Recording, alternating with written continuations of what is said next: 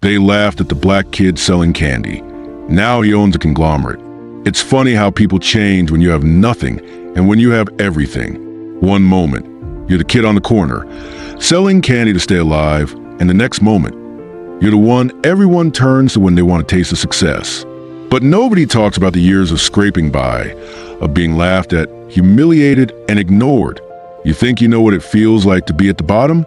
Let me take you there. But before we dive straight, like this video and subscribe to the channel, because what you are about to listen to will change your life dramatically. Let's get started. The air in downtown was thick with the heavy summer heat, the sun beating down on the cracked sidewalks of the impoverished neighborhood. Kids ran to the streets, playing and shouting, dodging the occasional car as they darted across traffic. A few storefronts lined the block, some closed, others barely clinging to existence. In the midst of it all stood Jamar, a 16-year-old black kid, standing behind a rickety folding table. The display was modest. A few bags of candy, cheap stuff, mostly gummies and lollipops, some that had scrounged together, and others that had been given to him in bulk from a local store for a discount. He wasn't standing there out of choice. No, he was there because life had a way of stripping him of options. The landlord had threatened eviction again that week. His mother's health was deteriorating faster than the doctor's bills could pile up, and his dad? He disappeared long ago, leaving a gaping hole that Jamar was trying to fill with whatever hustle he could manage. The candy business wasn't glamorous, but it kept him afloat. But there was something worse than poverty: humiliation. He could feel the eyes of the people as they passed by, some dismissing him without a second glance, others smirking as they glanced at his goods. They didn't get it. They didn't see the hunger in his eyes, or the way his stomach growled louder than the sounds of the bustling city around him. They didn't know the truth behind the hustle, that each candy bar sold was one step closer to his survival, to a better future. "Yo, Jamar," a voice broke through the haze of thoughts, and he looked up to see his childhood friend, Malik, walking up with his usual cocky swagger. Malik was a few years older, always a step ahead in the social ladder, and always too quick to point out the difference between him and Jamar. "What you doing out here selling candy, man?" Malik grinned. "This shit is weak, bro. You know you're better than this, right? Why don't you try something real? Like, I don't know, get in the game or something. Stop messing with this kiddie shit." Jamar didn't flinch. He'd heard it all before. He looked at Malik with his tired but determined eyes, his hands still working, adjusting the candy bags on the table. "You got a better idea, Malik?" Jamar shot back, a tinge of bitterness in his voice. Malik laughed, leaning against the table. "Nah, man, I just don't want to see you stuck here, wasting your time. This ain't the way to win, you feel me?" He slapped Jamar's shoulder and walked off, heading down the street with his group of friends, who gave Jamar little more than a passing glance. Jamar watched them go, the group laughing and throwing around jokes. Each one draped in new clothes, new cars, the lifestyle he so desperately longed for but could never afford. He felt the sting of their mockery deep in his chest. It wasn't just that they didn't respect him. It was that they didn't even understand what it took to survive in a place like this. They weren't the ones dodging eviction notices. They weren't the ones watching their mother fade away. Too proud to ask for help, he stood there for hours, his legs aching as the sun dipped lower, casting long shadows over the street. As dusk approached, an older man in a gray suit walked by, his face unreadable, his gait confident.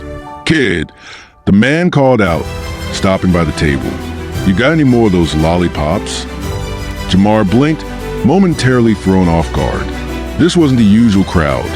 People who passed by were either ignoring him or laughing. "Yeah, I got plenty," Jamar replied, trying to mask the nervousness in his voice. The man picked up a lollipop and handed him a crumpled bill. "Keep the change." His eyes studied Jamar for a moment, as if weighing something. Jamar didn't understand the exchange, but he noticed something in the man's gaze, something calculating. As the man walked off into the distance, Jamar pocketed the money and wondered what had just happened. Was he just another stop on the man's walk, or did something else linger in that brief interaction? His thoughts were interrupted by the shout of a car horn, another missed opportunity. He turned to see a car slowing down by the curb. The tinted windows rolled down, revealing a woman with platinum blonde hair and expensive sunglasses. She gave Jamar a quick, dismissive glance before her eyes shifted to the candy on the table.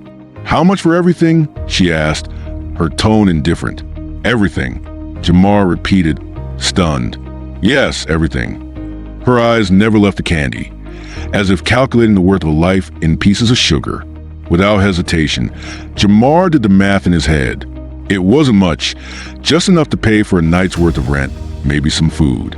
But it was everything he had, every last bit of inventory. $200 for the lot, Jamar said, his voice steady, but there was an undercurrent of desperation in his words. The woman didn't flinch.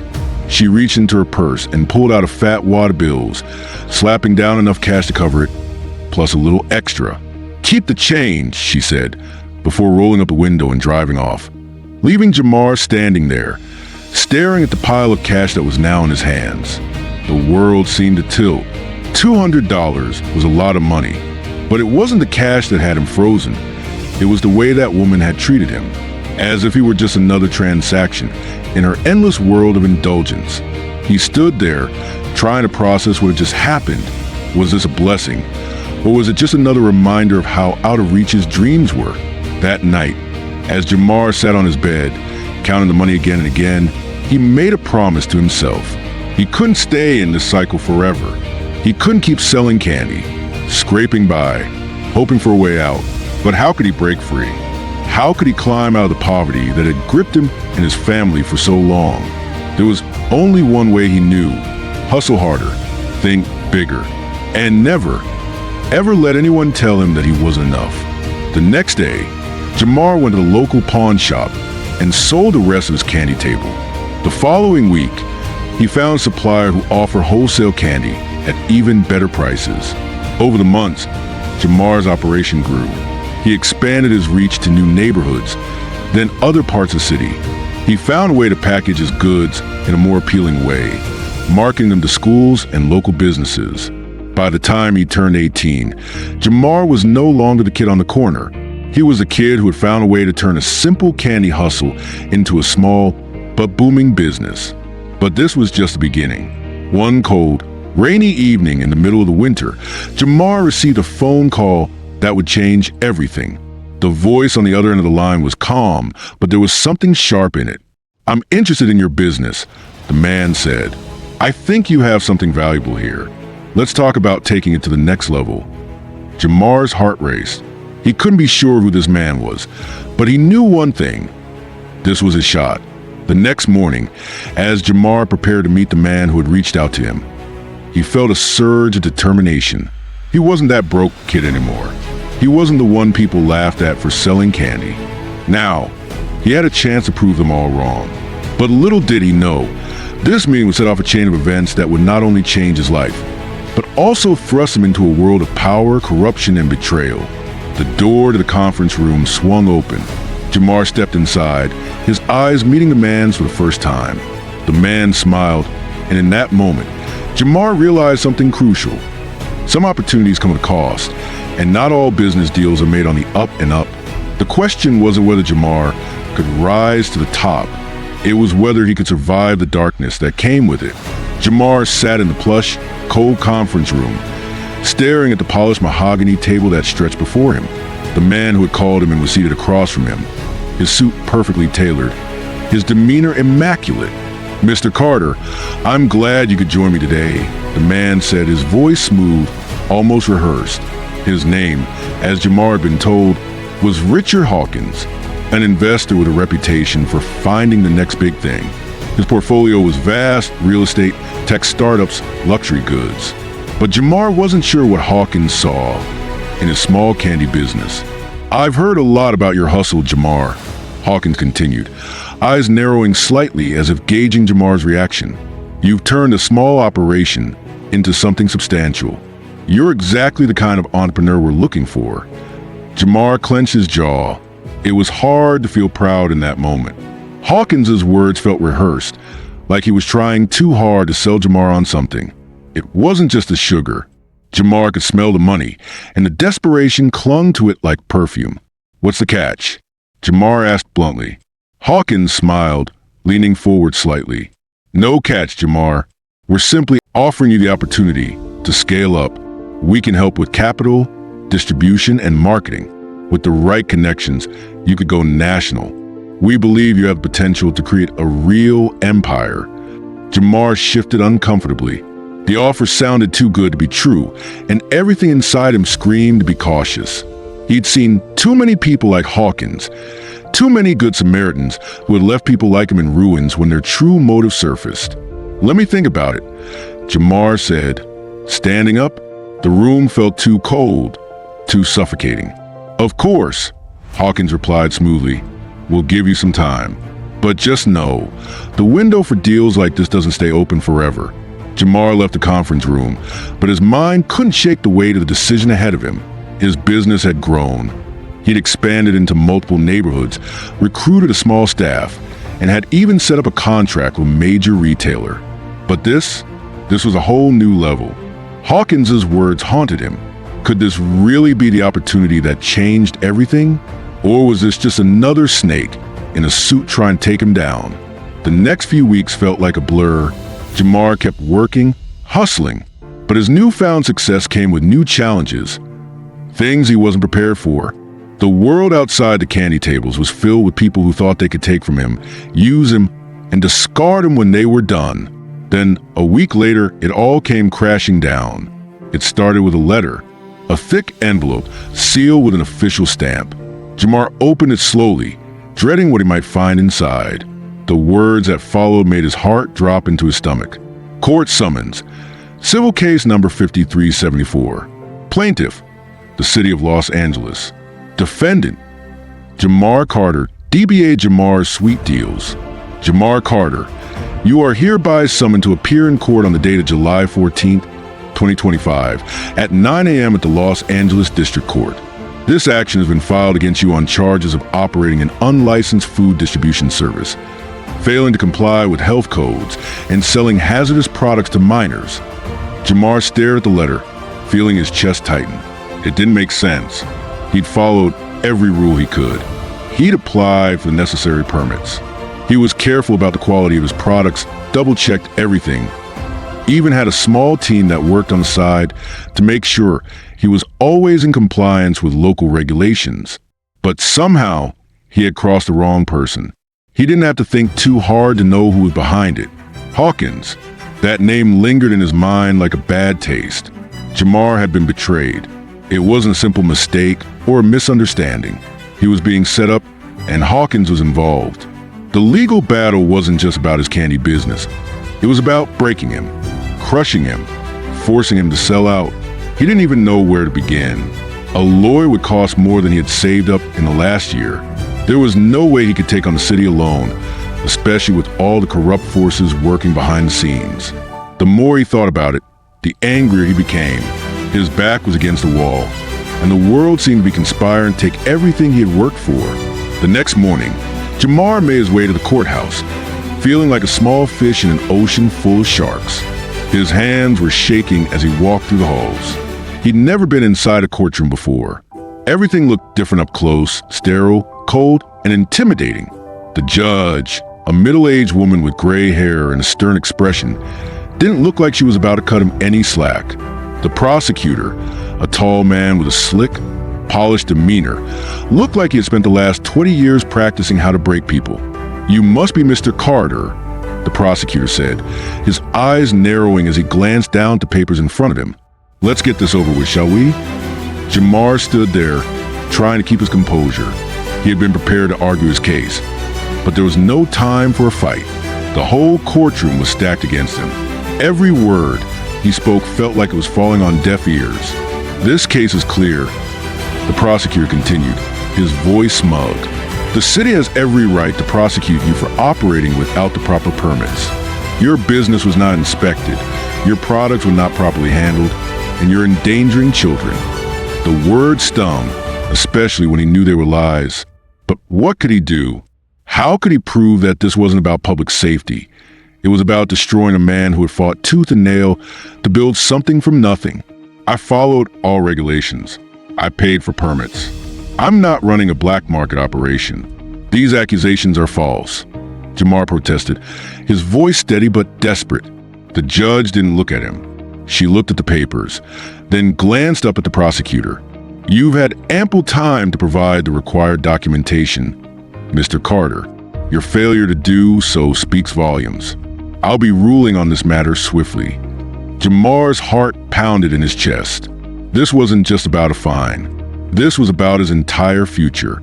The walls were closing in and he couldn't breathe. Then came the twist. The thing that hit him harder than any of the lies that had been thrown his way. "I'd like to enter evidence," the prosecutor said, a smile curling at the corners of his lips. He slid a folder across the table to the judge. "These are testimonies from several individuals who have witnessed Mr. Carter's subpar conditions. Additionally, we've been informed by an anonymous source that Mr. Carter has been selling illegal, unregulated candy to minors for months now." Jamar felt his stomach drop. He knew exactly who had planted those fake testimonies. Hawkins's reach was everywhere. It was a final move to destroy him. And the worst part was, the judge didn't even seem to care. The court session dragged on, and every minute felt like a weight on his chest. He couldn't afford a lawyer who could fight back against the lies, the corruption, the overwhelming power of the system. Every step he took seemed to sink him deeper. The more he protested, the more the court turned against him. In the end, the judge ruled in favor of the city. The fine alone would wipe out the last of his savings, but the real blow was a decision to suspend his business operation. They had effectively shut him down. All his dreams of expanding, of taking his candy business to the next level, were gone. But Jamar wasn't going to lie down. He couldn't. His mother had always told him that no matter how many times life knocked you down, you had to get up again. He wasn't done yet, not by a long shot. Back home, Jamar collapsed on the couch, trying to process everything that had just happened.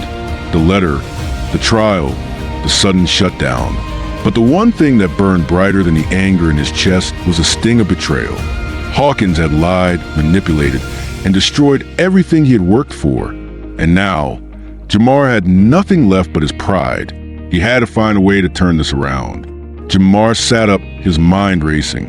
He reached into his pocket and pulled out his phone, dialing a number he hadn't dared to call in months. "Malik," he said, his voice low but determined. "I need your help. I'm going after Hawkins. It's time to make him pay." The phone clicked off, and Jamar stared at the wall, his thoughts racing. The battle was just beginning. Jamar's life had been reduced to a series of desperate phone calls, sleepless nights, and growing stacks of unpaid bills. The courtroom had felt like a death sentence, his dreams stripped away by the weight of injustice, betrayal, and a corrupt system that seemed determined to break him. It was hard to keep fighting when it felt like the world was always rigged against you. But Jamar wasn't about to quit. Not now.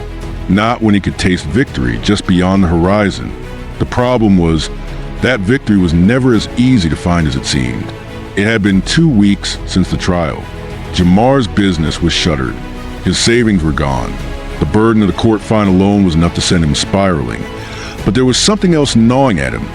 Something that wouldn't let him rest. Hawkins.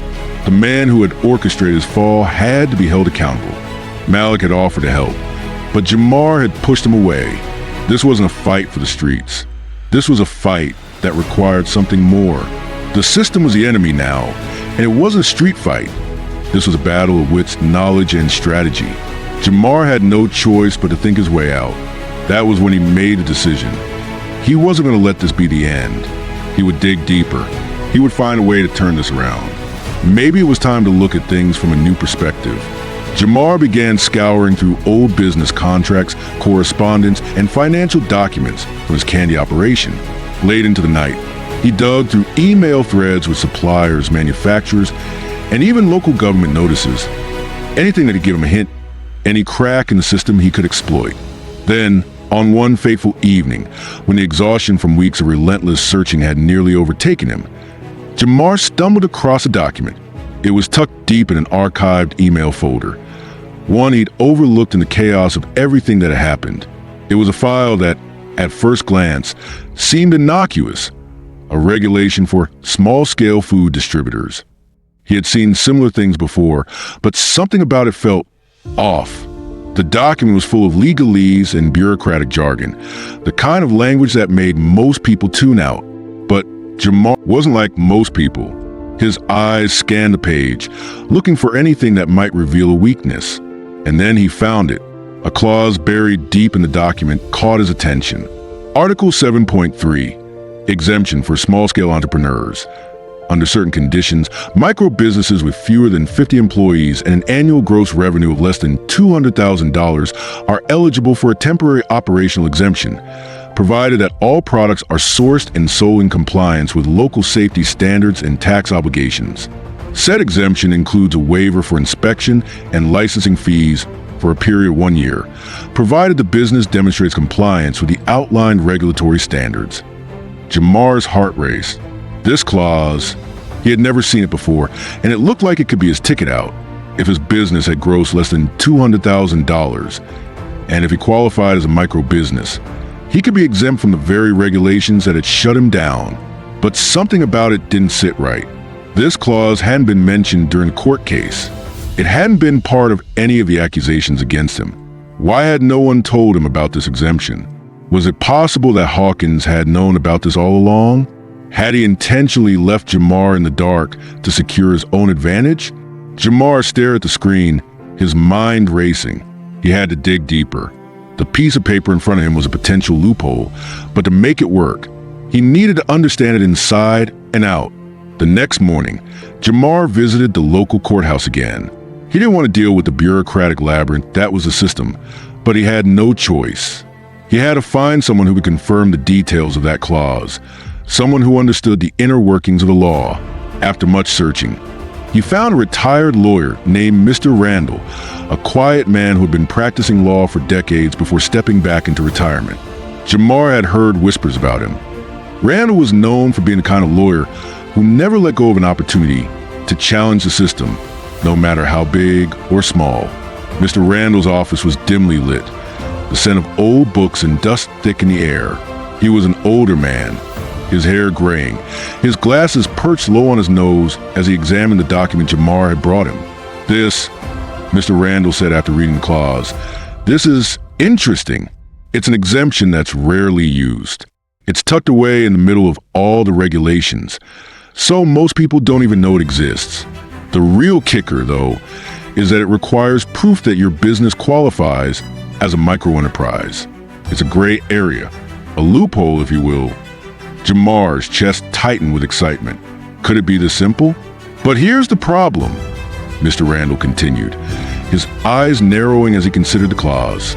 "You'd need documentation to back up your claim, proof that you've maintained a revenue below that threshold. And more importantly, you need to show that you complied with all local safety standards. Even if you haven't been inspected, you've got to demonstrate compliance. If you can't do that, the exemption won't hold up." Jamar nodded, absorbing the information. "So how do I prove it?"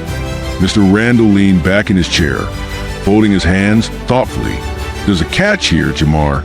This is a legal game, and the odds are stacked against you. It's going to take more than just paperwork. You need to get the right people on your side. And the truth is, the system isn't going to let you slide by easily. You'll need to leverage this loophole carefully. I can help you draft the necessary documents, but you'll need evidence, lots of it." The pieces were starting to come together. Jamar had a way forward. It wasn't going to be easy, but it was possible. He could fight back. The exemption clause was his chance to turn the tables, to reclaim his business. But Mr. Randall's words echoed in his mind. You'll need the right people. Jamar spent the next few days gathering documents, combing through his financial records, pulling together every scrap of evidence he could find show that his business had never crossed the $200,000 revenue mark. He contacted suppliers, checked his old receipts, and reached out to his former employees for statements confirming the small scale of the operation. It was a grueling process, but Jamar was determined. But then came a surprise. Just when he thought he had everything in order, he discovered that Hawkins' company had some very shady dealings with the very people who were supposed to be enforcing the regulations. Hawkins had connections, powerful connections, the kind of connections that could turn the tide of a legal battle before it even began. Jamar's stomach sank. He realized the truth. This wasn't just about business. This was about power. Hawkins had manipulated the system, using his influence to push the city's regulatory agencies into action. He had used his resources to set Jamar up for failure. And now, with this new information, Jamar had a decision to make. The more he uncovered, the deeper the rabbit hole went. Hawkins had played the system, and Jamar was playing catch-up. But he wasn't going to let that stop him. He had one final weapon left, his will to fight. And fight he would. Jamar filed the legal paperwork, attaching every shred of evidence he could gather. The court hearing was set for the following week. But there was something else at play, a deeper conspiracy that Jamar hadn't even begun to uncover. A week before the hearing, a man who called himself Derek reached out to Jamar. Derek claimed to be a former employee of Hawkins' company, and he had information that could expose everything. Jamar didn't trust anyone easily, but Derek's cryptic messages intrigued him. Was this the break he needed? The night before the court hearing, Jamar sat in his apartment, staring at the stack of papers in front of him. He had everything ready. The loophole, the evidence, the new witness. But then his phone buzzed. It was Derek. "I have what you need, but it's not going to be easy to get." Derek's text read, "Meet me at the old warehouse on 5th. Come alone." Jamar felt a chill run down his spine. This wasn't just about a business deal anymore. This was about survival. He grabbed his coat, his mind racing. This meeting would change everything. The warehouse was empty, save for a few crates stacked in the corners and the faint smell of oil and dust in the air. Jamar's footsteps echoed on the concrete floor as he approached a lone figure standing by the far wall. Derek. The man looked like he had stepped out of a story he wasn't ready to tell. Dirty, scruffy, but with a sharpness in his eyes that suggested he was far more than the unkempt exterior let on. Derek glanced up as Jamar approached, his eyes darting over him in a way that made Jamar feel like he was being sized up for something more than just a conversation. "Jamar Carter," Derek said with a wry smile. "You come this far, huh? Thought you were just going to roll over, didn't you?" Jamar wasn't here for games. He had no time to waste. "What do you know?" Jamar asked, his voice steady, betraying none of the doubt swirling in his gut. Derek chuckled, taking a step closer and pulling out a small, beaten-up notebook from his jacket pocket. He flipped it open, revealing pages filled with scribbled notes, names, and dates, some of it barely legible. "I know a lot," Derek replied. "More than you could imagine. The thing is, Hawkins, he's not just playing you. He's been playing this whole damn city for years. And he's not just a businessman. He's got ties in every level of the game. People who owe him, people who fear him. But there's a way to beat him. You just have to be willing to fight dirty." Jamar's eyes narrowed. "What do you mean?" "I've got documents, plans, the kind of leverage that could tear his empire down piece by piece. But it's going to cost you," Derek said, his smile turning into something darker. "Everything you've got. You take this, and there's no turning back." Jamar felt the weight of the decision pressed down on him. Derek was offering him something that could change the course of everything, but it would come with a cost, one that was impossible to calculate. "I'm listening," Jamar said, though his gut told him this wasn't going to be easy. Derek's eyes flicked toward the notebook, then back at Jamar. "Hawkins is a master at manipulating the system. He's got politicians, judges, even cops on his payroll. But he's also got weaknesses. There's a black market network he's been running, illegal imports of goods that are funneled through his business as part of his front. That's where you hit him." Jamar's mind raced. This was the kind of information he needed. This was the secret that could bring Hawkins to his knees. "I can help you expose it," Derek continued, "but you'll need to use every resource you've got. You can't do this alone." Jamar spent the next few days working tirelessly. The documents Derek had provided were invaluable. They outlined a network of businesses, officials, and criminal connections that Hawkins had been using to keep his operation running beneath the radar. The pieces of the puzzle were falling into place faster than Jamar had expected. But the more he uncovered, the more dangerous the path ahead became. Hawkins wasn't just a businessman, he was a kingpin, controlling an empire that stretched across multiple industries. And every step Jamar took closer to the truth meant he was one step closer to drawing the kind of attention he couldn't outrun. Jamar knew he couldn't fight this battle in the open. He had to be strategic. This kind of game was where power, secrecy, and influence ruled. It wasn't enough to expose Hawkins's crimes. He had to turn the tables completely.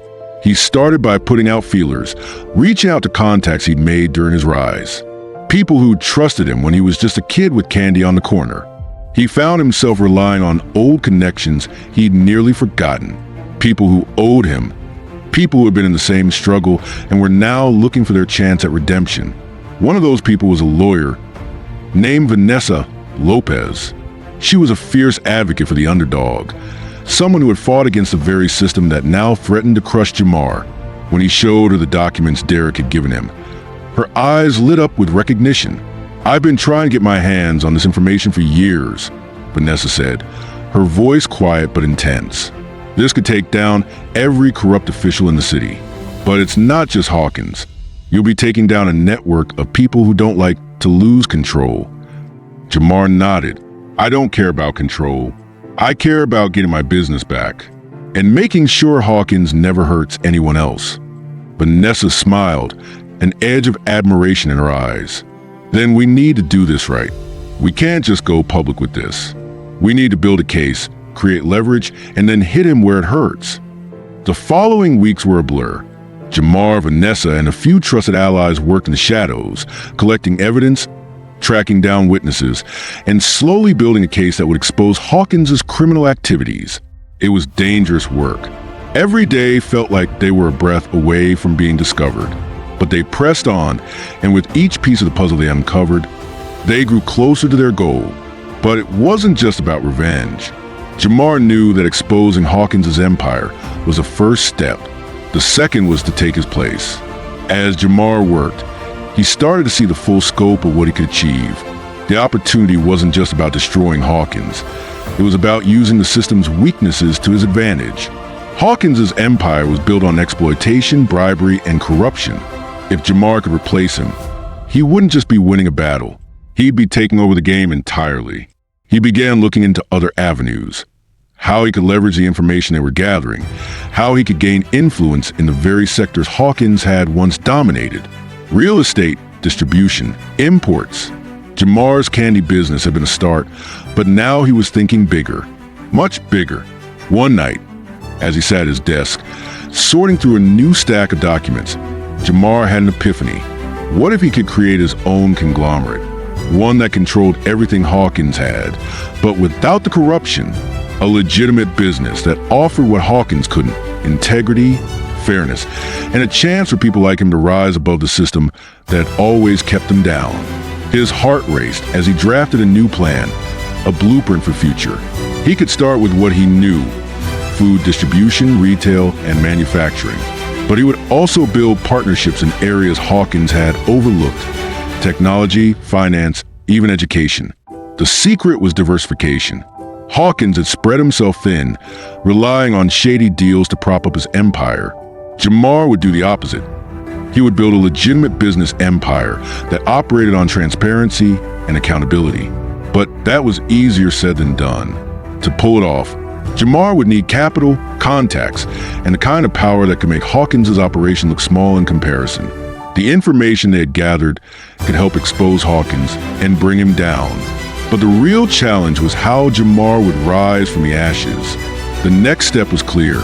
He would need investors, big ones, people who could help him realize his vision. And that meant he needed to find a way to convince them that he wasn't just another entrepreneur with a dream. He needed to show them that he was the future. Over the course of the next few months, Jamar slowly began building his new empire. He started by getting into contact with old colleagues who had been in the business world longer than he had. He started buying up smaller companies, leveraging his growing influence to expand his reach. It wasn't long before he began to attract attention from some of the most influential players in the business world. Jamar was no longer just a kid selling candy on the corner. He was a businessman with a vision, with the skills to back it up, and his rise to power was just beginning.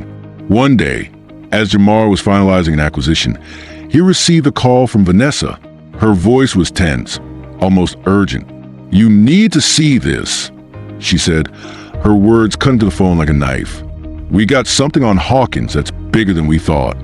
Jamar leaned forward, his mind racing. "What do you mean?" "There's a hidden asset, something Hawkins has been sitting on for years. It's bigger than anything we found. This could change everything." Jamar stood up, adrenaline pumping through his veins. "Tell me what it is."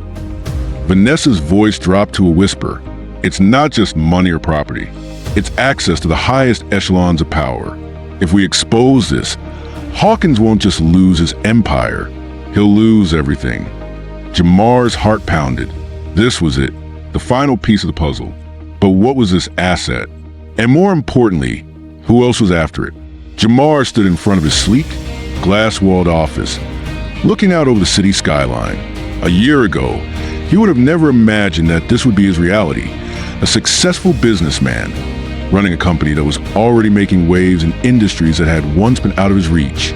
But despite his accomplishments, the road ahead was anything but clear. The corrupt empire of Hawkins still loomed large, and now, Jamar had learned that his old nemesis was holding on to something that could dismantle everything he had built. A hidden asset, something that could change the balance of power once again. And in a twisted turn of fate, it seemed like this asset wasn't just about money. It was about control. Control over the very systems that had once kept Jamar oppressed. If he played his cards right, he could use this asset to not only destroy Hawkins, but to outsmart everyone who had ever doubted him. But this time, Jamar wouldn't be acting alone. Vanessa's voice echoed his mind as he replayed her words. "It's access to the highest echelons of power. If we expose this, Hawkins won't just lose his empire, he'll lose everything." It had been days since their last conversation, but Jamar's mind was racing. The asset was the key to unlocking everything, and the deeper he thought about it, the more he realized that this wasn't just about business. It was about dismantling an entire network of corruption that had kept him and others like him in the shadows for so long. Jamar reached for the documents Vanessa had sent over, the ones that detailed Hawkins' hidden assets. As he sifted through them, he realized that Hawkins wasn't just a businessman or a politician.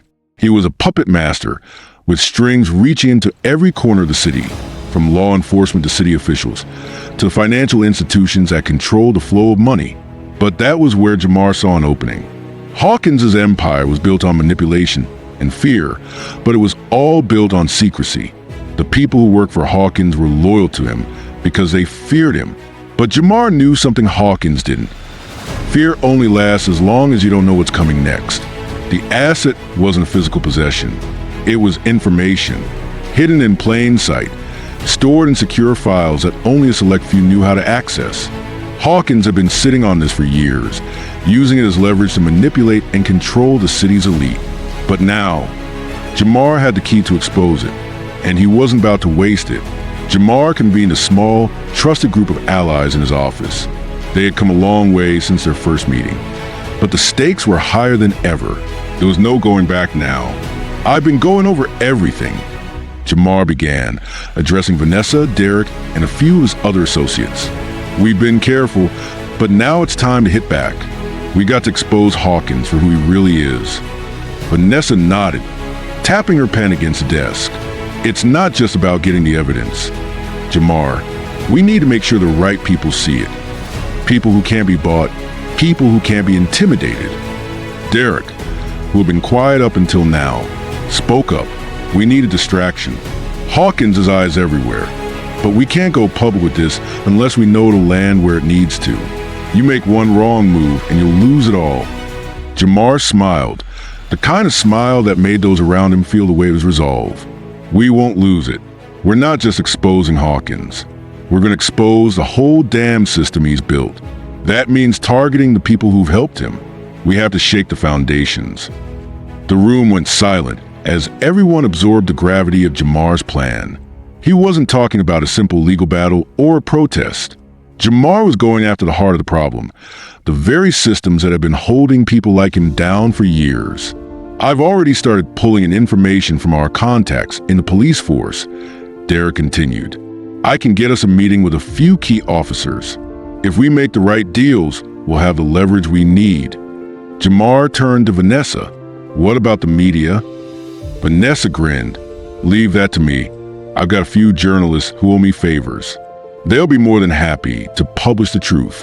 Jamar nodded, his mind working through the logistics. Every move had to be calculated, and every step had to be executed with precision. They had a limited window of time before Hawkins caught wind of their plans, and Jamar couldn't afford any mistakes. But the one thing that lingered in the back of his mind was how much of a gamble this was. There was no way to guarantee success, no way to know for sure that their plan would work. One slip-up, and Hawkins's empire would crush them. But Jamar was no longer afraid of failure. He had already come too far to turn back. As the team worked through the night, piecing together the final details of their plan, a phone call broke the silence in the room. It was Vanessa.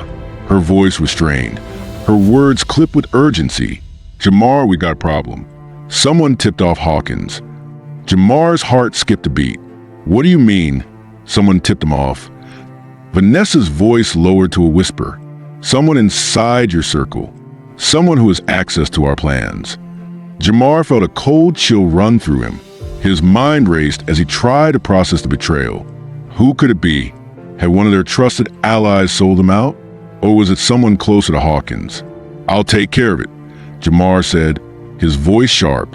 Don't do anything until I get there. When Jamar arrived at the safe house they had been using as a base of operations, he was ready to confront whoever had betrayed them. The room was filled with tension as everyone looked up at him. Derek was the first to speak.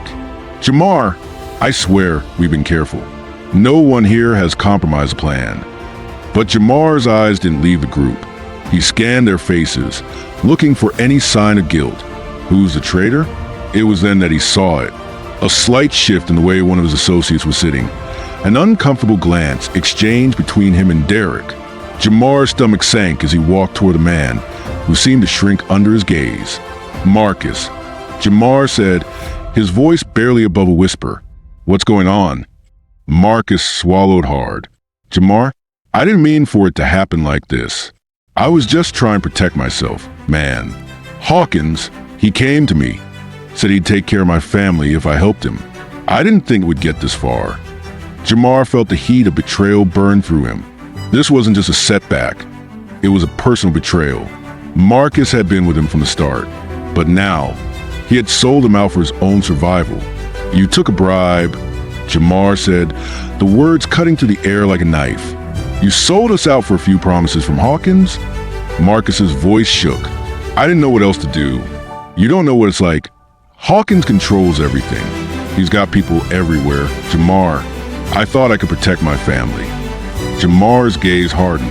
And you thought betraying me was the way to protect them? There was a long silence before Marcus spoke again.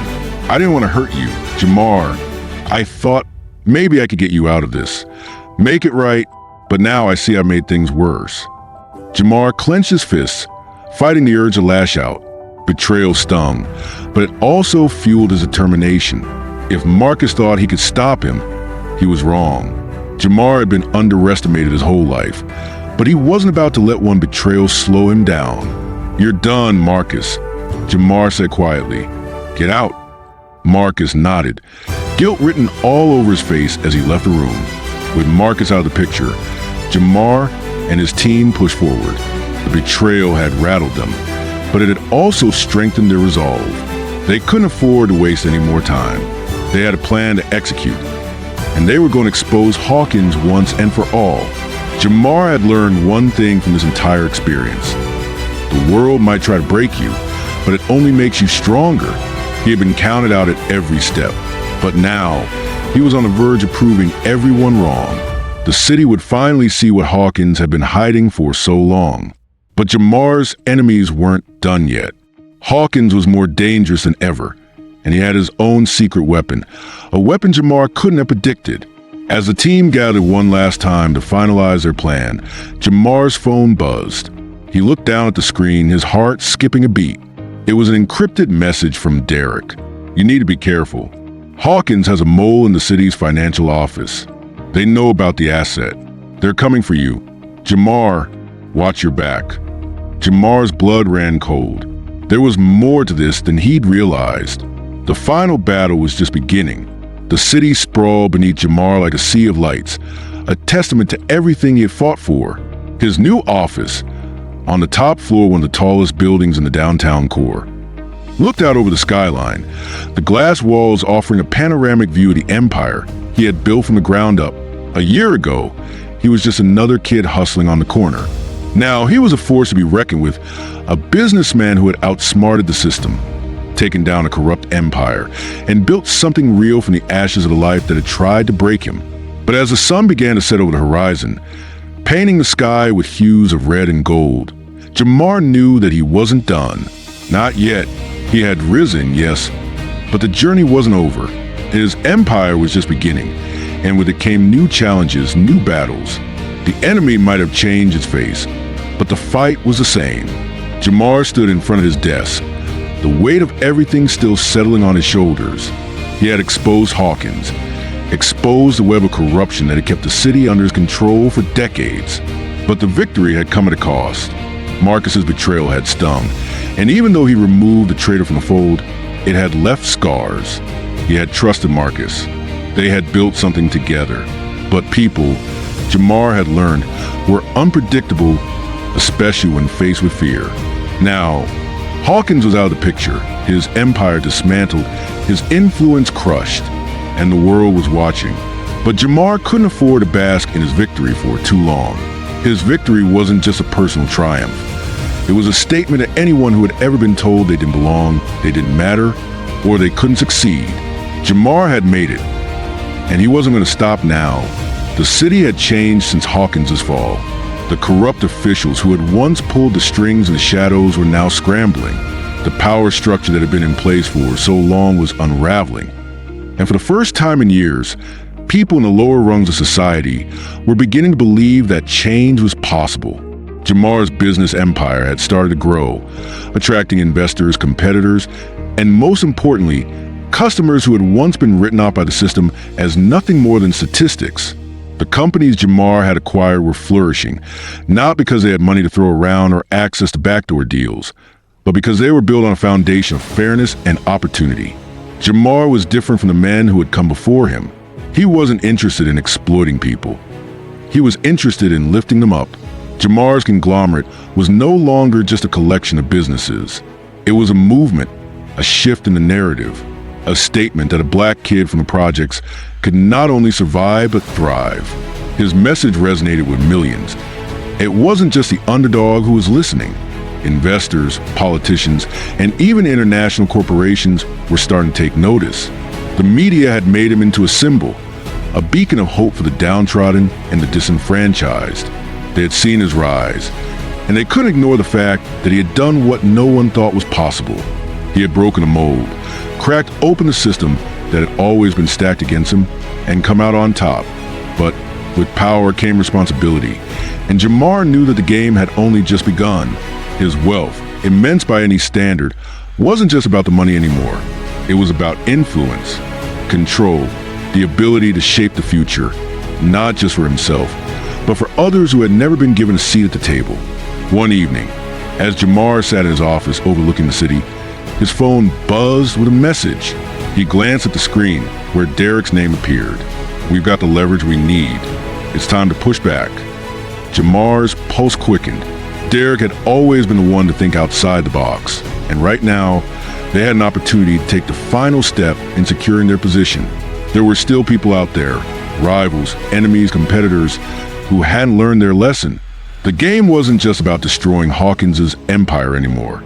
It was about making sure that no one else could come in and try to fill the vacuum left behind. It was about ensuring that the next generation of entrepreneurs like himself would have a fair shot. The next day, Jamar called a meeting with his most trusted advisors, Vanessa, Derek, and a few key investors who had stood by him since the early days of his rise. They gathered in the boardroom of his conglomerate's headquarters, the same room where decisions that could change the course of the future would be made.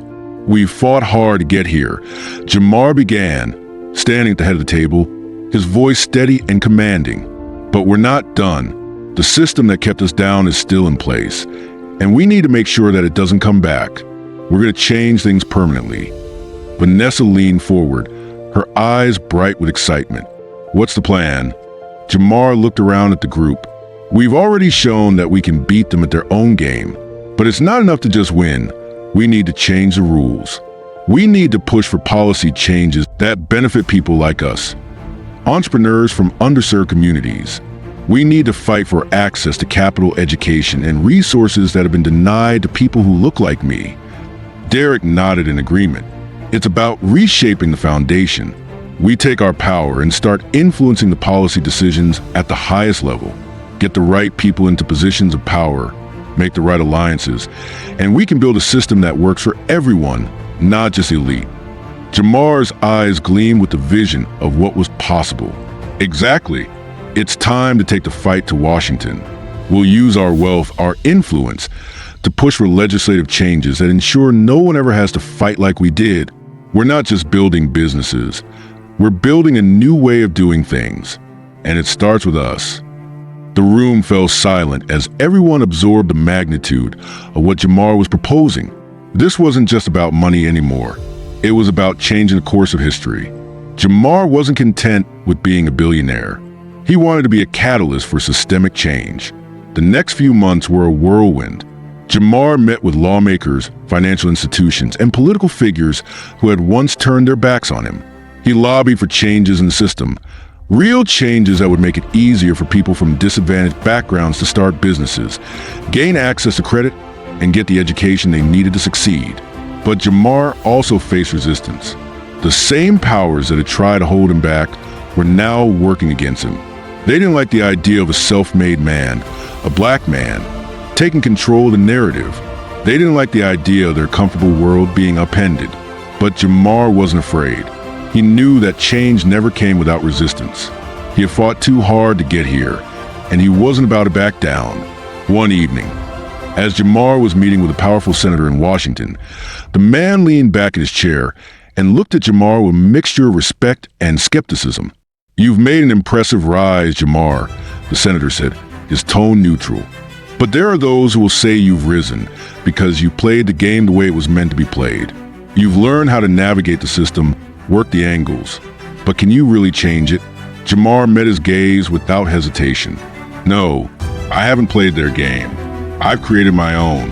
And now, it's time for everyone to play by the same rules. We're not just changing the game, we're rewriting it." The senator studied him for a moment, then nodded. "You're bold, I'll give you that. But boldness doesn't always win the game." Jamar smiled. "No, but resilience does, and I've got plenty of that." As Jamar stood on the steps of a new headquarters he had just opened in the heart of Washington, D.C., he couldn't help but reflect on the journey that had brought him here. From selling candy on the corner to owning a conglomerate and changing the face of an entire industry, Jamar had learned more about himself and the world than he had ever imagined. But the most important lesson he had learned was that true wealth, real success, wasn't about the money or the power. It was about resilience. It was about never backing down, even when the odds were stacked against you. It was about fighting for something greater than yourself. And now, Jamar was ready to pass that lesson on, to show others that it didn't matter where you came from, what you looked like, or what anyone said about you. If you had the courage to fight for what you believed in, and the resilience to keep going, there was nothing that could stop you. As Jamar watched the sunset over the city, he felt a sense of peace settle over him. The journey had been long, the road had been tough, but he had made it, and now he was ready for whatever came next. He turned back to face his team, his allies, the people who had been with him every step of the way. Together, they had created something that would last. They had changed the world, and they weren't done yet. Jamar's story is one of resilience, determination, and smart financial moves. It's a reminder that no matter where you start, no matter the obstacles you face, success is possible. It's not always easy, and it doesn't come